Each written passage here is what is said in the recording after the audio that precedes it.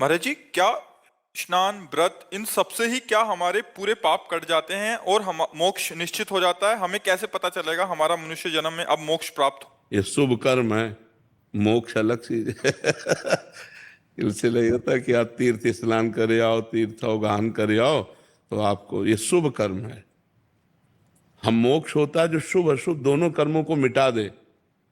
स्वरूप बोध है, भगवत तत्व का ज्ञान होने पर मोक्ष होता है, या भगवत प्रेम होने पर मोक्ष होता है।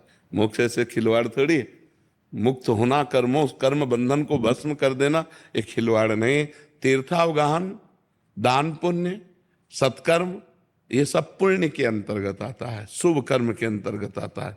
लेकिन भगवत आराधना, साधना, योगाभ्यास, ध्यान, धारणा, समाधि या तत्व ज्ञान या भगवत प्रेम, ये मोक्ष पदवी का मार्ग मार्ग होते हैं ना अलग अलग, वो ये मोक्ष की तरफ जाते हैं। पुण्य कर्म का फल होगा, आप स्वर्ग जाएंगे, बहुत ज्यादा पुण्य है, तप लोक, महालोक, जनलोक, ब्रह्म लोक तक जाएंगे, लेकिन आपका मोक्ष नहीं होगा, फिर आना पड़ेगा। ब्रह्म भुवनान लोकान पुनरावर्तिनो अर्जुन, जो यहाँ से लेकर ब्रह्म लोक तक है, ये आने जाने वाला है, ये मोक्ष का मार्ग नहीं है। आ ब्रह्म स्तंभ पर्यंतम सर्वम मायामयम जगत, तिनके से लेकर ब्रह्म लोक तक सब मायामय है। और मोक्ष होगा जब तिनके से लेकर ब्रह्म लोक तक सबका त्याग हो जाए, और वो भजन से होगा। इसलिए हम सबसे प्रार्थना करते रहते हैं कि पापाचरण का त्याग करो, मांस मत खाओ, मदिरा मत पियो, पराई स्त्री से व्यभिचार मत करो, जुआ मत खेलो, खूब नाम जप करो। पहले यहां से शुरुआत करो, असत कर्मों का त्याग और भजन। और भजन का फिर जब रंग चढ़ेगा, तब प्रेम, तत्व ज्ञान, ये फिर ऊपर उठने लगेगा। पर भजन आवश्यक है। उठते बैठते चलते फिरते युद्ध करते भी, मां मनुष्मर युद्ध च, भगवान कह रहे ना, मेरा स्मरण करते हुए युद्ध करो। हर समय राधा राधा राधा राधा, जो नाम अपने को गुरु जी ने दिया है, उस नाम का बार बार बार बार जप कर रहे हैं, हर समय सुमिरन कर रहे हैं, अब मोक्ष हो जाएगा। बिना सुमिरन के मोक्ष नहीं होता है। परमार्थ का जो स्वरूप है, व्रतांश यज्ञ छंदांश तीर्था नियमा यमा, ये भगवान श्री कृष्ण के वचन है। व्रतांश यज्ञ छंदांसी तीर्था नियमा यमा, यथा वरुंधेत सत्संगा सर्वसंगो पहो इमाम। मैं व्रत से, यम नियम से, तीर्थयाटन से, वेदाध्ययन से वश में होने वाला नहीं। जब साधु संग के द्वारा मेरा सब संगों का त्याग करा के मेरा निरंतर भजन होता है, तब मैं बस में होने वाला हूं।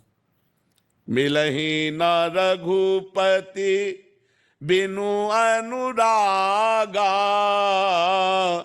किए कोटि तप जोग विरागा। भगवान कण कण में वास करते हैं, लेकिन प्रकट कैसे होते हैं?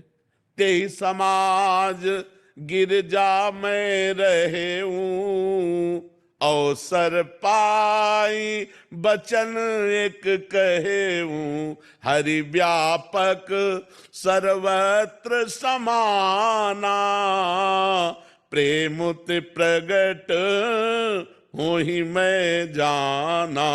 भगवान का प्रेम अस्त्र बह रहे हैं, नाम से परम पवित्र अकल्मषः, वो निष्पाप हो चुका है, संकल्प रहित हो चुका है, तब ब्रह्मभूत हो गया। ब्रह्मभूत प्रसन्नात्मा न सोचति न कांक्षति, समाज सर्वेषु भूतेषु मद भक्तिम लभते पराम। समझ में आ रही बात?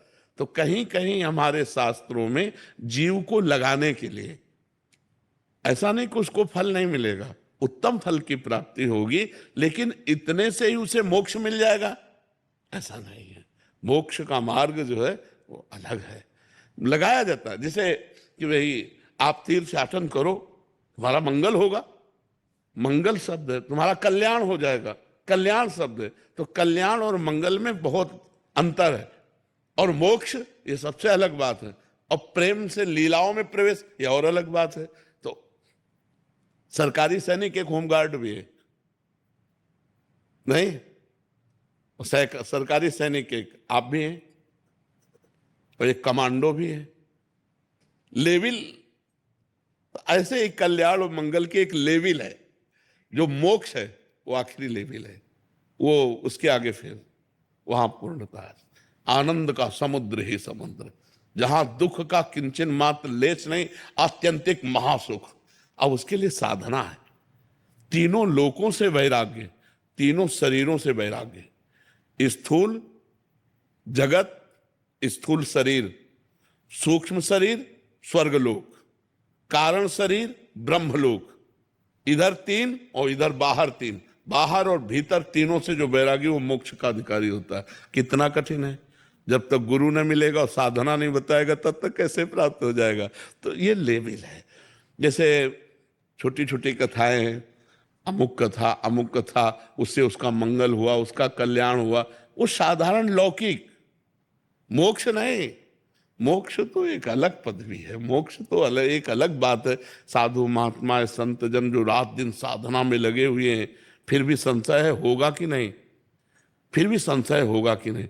तो ये अगर वो सही मार्ग मिल जाए, जीव अविनाशी है और उस अविनाशी का इस जड़ शरीर से कभी बंधन हुआ ही नहीं।